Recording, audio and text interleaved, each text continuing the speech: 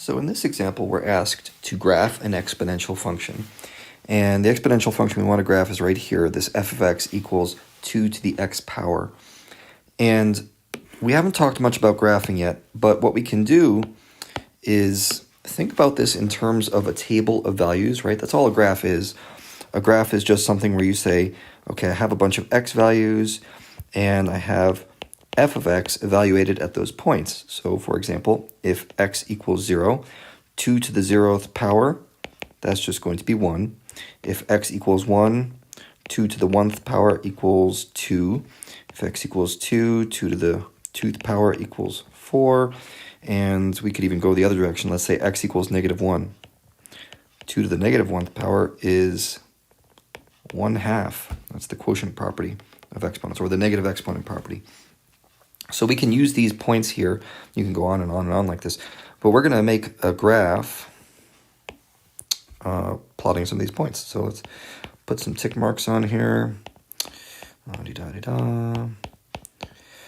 Okay, and let's see what the shape of this graph looks like. Well, if I take x equal to 0 and plot y equals 1, that's going to be a point right here.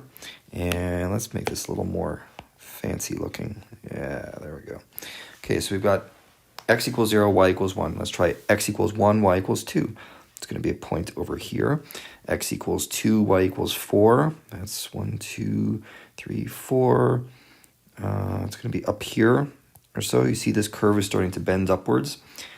And then at x equals negative 1, over here, y only equals 1/2. So that curve is really starting to flatten out. And you might think this is a parabola from the shape over here on the right, but it's not really, because these numbers are going to keep getting smaller on the left. 2 to the negative 2 power is 1/4. 2 to the negative 3 power is 1/8. And so on and so on and so on. They just get smaller and smaller and smaller, and they approach 0. So on the left of the graph in an exponential, you have this very flat line that approaches the x-axis but never quite reaches it. On the right, you've got an exponential that, yeah, maybe it does remind you of a parabola, but not quite.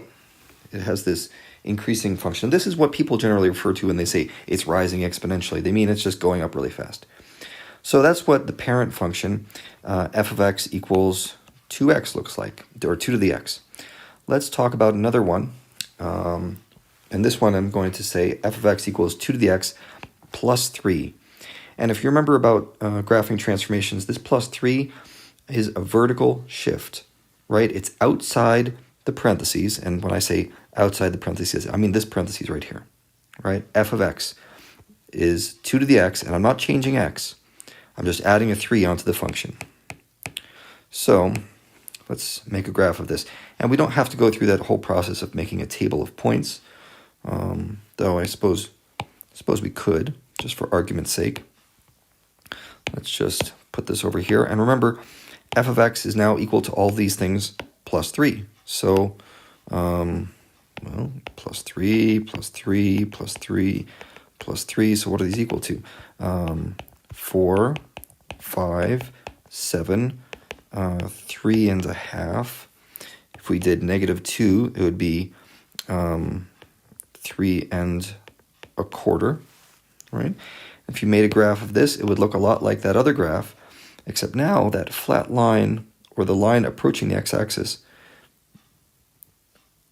looks more like this, where it's approaching what's called an asymptote. We've talked about asymptotes before. And that asymptote is going to be located at y equals 3. Basically, this number right here, you can never have anything less than y equals 3, because the lowest the exponent can give you, the lowest this term can give you, is 0. So you're always going to have something plus 3. And then it gets higher and higher and higher as you plot these points over here, just like it did before. So you see what's happened with this vertical shift. It's so easy. All we have to do is just move the whole graph up. And the easiest way to see a vertical shift in an exponential is just ask, where is the horizontal asymptote? Wherever that horizontal asymptote is, that's your vertical shift. Okay, so let's do another example here. This is a horizontal shift now. Notice what's happened. I don't have that plus 3 outside like I did in that last example. It's not there. It's inside this exponent. Okay, so in other words, it's inside the parentheses, right? And when you have a transformation inside a parentheses, you know it is a horizontal transformation. So now, I'm not going to go through the table of points this time. Let's just pretend we have our parent function right here. Okay? Say there's your parent function of f of x. What's happening with a horizontal transformation? Well, which way is it transforming? It's going horizontally. But remember, when you go horizontally, it's always opposite the sign that it looks like. So this is a +3. When you go horizontally, that means you're going to the left. So we need to take this function and then transform it by shifting it to the left. So I'm not doing a great job of this, but you see this point right here that crossed the y-axis? It's now over here a little bit. And this point over here, it's shifted to the left. Everything on here should be shifted to the left in this picture, although it's not perfect. But everything I'm trying to draw is shifted to the left by that shift of 3. Okay, 3 units to the left. So that's how a horizontal shift works for an exponential. And you can think of all these exponentials as just some kind of graphing transformation. Either shifts up or down or left or right, depending on whether your transformation is outside the parentheses, like a k value here, or inside the parentheses, like an h value.